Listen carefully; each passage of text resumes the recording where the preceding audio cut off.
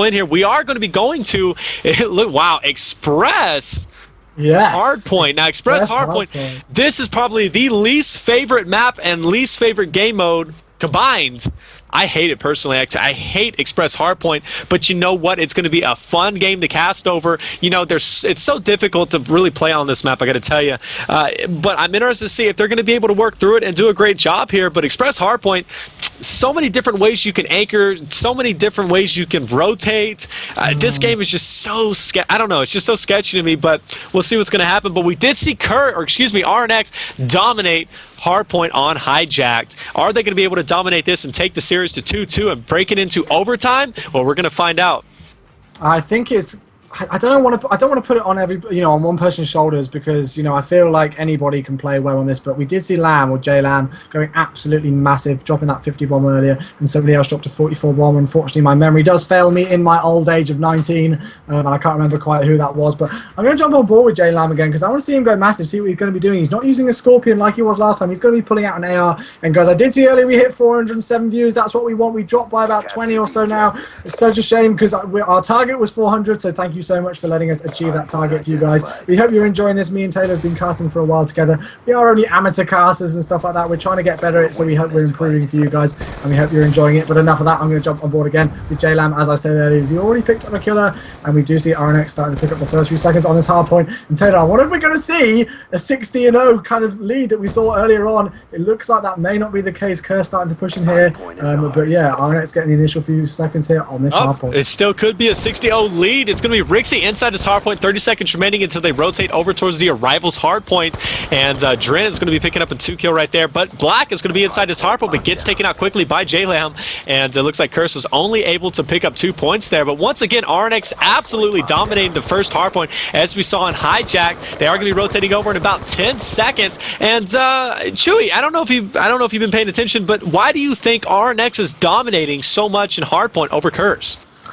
Oh, I don't know. It's such a difficult one. I'm not really sure if it's RNX, it's just their favourite game mode, and whether they're playing it out of their skins, or whether Curse are just struggling in it. And to be honest, it could be a combination of both. We do see Curse here starting to get set up on the next hardpoint, and they need to get control of this. But maybe something to do with it is that, I know these, I wouldn't say these aren't conventional maps, but, these aren't the ones which are usually played too much, in my experience. So you usually see kind of like the Raid and the Yemen, especially in the EU side. They like to play Yemen quite a lot. And yeah, you do see Hijacked and Express play quite a bit, but not as much as I think as your standoffs, your Raids in Yemen, as I mentioned earlier. So maybe that could have something to do with it as well. But both teams have got to play this map. It's not like Cursor at a disadvantage to Roughnecks. They've both got to play those maps. They've both got to put up with some of the silly spawns you get on this. But again, we do see Drent going big here on a 4-kill streak. I was just about to say 3, but he went on a 4-kill streak there, picking up another kill there. Trophies in the defense, and unfortunately does get taken out there. But Trauma goes massive. Unfortunately didn't go big in that last CTF, and I wonder if he'd used this Scorpion on that last CTF game, whether he would have played a lot better. But they're picking up a lot of time here. 7 minutes 56 on the clock, 57-29 lead here, and rising for RNX. And they've got that really nice rotation here now. A lot of the time you do see teams who get control on that second hard point. You're not getting the first few seconds here on the top control hard point, but Drent going absolutely massive. He's really starting to impress me as he gets a turn on there. Nice 2-piece there for Drent, taking control of this hard point. And this looks, if this continues the way it is, that this could go to a 5th map. Drent is currently tearing it up. He's 13-4 right now. Now goes 15-4. He could pick up another kill here. No, he's not. He's going to hide, and that's going to leave Trauma to pick up Wonder there. But look at this lead already, 89-29. Drent picking up kills left and right. He's on a 4-kill streak. He has someone top trained. He's going to avoid that great move on his part. He's just 1 kill away from a Hellstorm, and he is going to have somebody over there in seating. No, he's not, because he's going to go down. But, oh, look, someone trying to hop up in there. Bad move on their part. They're going to get taken out, and that was, in fact, Black. And it's going to be Drent with a Hellstorm, but we know that all of these hardpoints are relatively indoors. So you know what? Hellstorm's really not that useful. Yeah, I mean, it can be used in certain situations. You're not really going to take too many people off the hardpoint hill itself, but we talk about anchoring a lot and things like that, and it can come in big there. We do see with only 12 rounds of ammunition in his AN-94, so he's got to pick up another gun as soon as possible. He may have a secondary. He does get taken out there by Black. I think that was a 1 burst straight away. Let's jump on board with Wanda, though, who's currently inboard on the hardpoint. We'll switch on to Curse. Got to give them some love. Starting to pick up their game, but the score 121-41, and we could see such a dominating game again. Curse have got to go big here and get quite a lot of time on this hard point. They're starting to play better, starting to get good control of this. We've got two members on the hard point, both Mac and Wanda on the hard point there. Juicy, somebody's starting to push in. He choked that kill there. Great kill by Drent to manage to push in there and get that kill. And this is just back and forth. Rixie picking up and taking control of the hard point here. And I've got to say, Roughnecks, their rotation towards the next hard point, I have to say, is tip top from what I've seen so far. Yeah. Also, the way that they break hard points is really clever as well, as we do see. As soon as I say that, Wanda's starting to come in, but they're really good. I have to say, at breaking hard points and getting full control of this. And there we go. We have done a full rotation of every single hard point on this map. We're going to go back to the start. That's the biggest thing. I'm on board with J-Lem. He's currently on a 4-kill streak. He just got the points for getting inside this hard point. But what impresses me about Roughnecks is they're able to not only rotate over when they need to rotate over, but even if they don't, they're able to break through Curse really so easily and get through there and able to lock down that hard point. And that's what makes them so dominant whenever it comes to hard point. But they do struggle at Search and Destroy as well as Capture the Flag. So that's the game mode that they're going to be playing next. They're going to be playing Search and Destroy on Meltdown, I do believe. So that is going to be the game changer. I do think RNX is going to take this, which isn't a surprise. We saw them dominate and we saw them do so well whenever it came to hardpoint on Hijack. But let's get on board with somebody. Let's get on board with Bissell here, who's currently in here for Curse, may be able to turn it around. Only 15 seconds remaining until we rotate over towards the Arrivals hardpoint. Nobody from Team RNX really challenging inside that ticket booth, but we are going to see him get Bissell actually with some lag there. Very interesting. But Mac on a 4-kill streak, working his way up towards this bridge here, going to get taken out. Don't know what he was doing up there. Maybe trying to get that spawn point, which is smart on his part. I don't. Who's trying to anchor for? It's going to be Drent anchoring. You see, actually, go on board with Drent. I want to show you what I'm talking about. He's actually doing a great job. Bissell trying to push forward that anchoring position, but he's not able to get it. But it doesn't matter. Curse is going to be inside this hardpoint, tearing it up. Wonder picks up a 3-piece on a 4-kill streak and getting ever so close. He gets taken out. Yeah, one thing that I do have to notice is that I did see Roughnecks, and all of them, I think it was 3 of them, started to push towards that last hardpoint, the middle kiosk hardpoint, with only 15 seconds left. There was about 3 of them doing it. They all pretty much got taken out, which meant that they all spawned out. I did see somebody spawn right towards the back catwalk area, the other side of the map pretty much, and it was such a horrible move from them to start pushing that hardpoint with only 15 seconds left. They had so much time on the clock, which they could have, given up there. It wouldn't have mattered if they had given up 15 seconds there so much, because they had such a commanding lead to set up for the next hardpoint. They decided not to do that, which meant that Curse and especially Wanda were able to go absolutely massive and get a lot of time on this.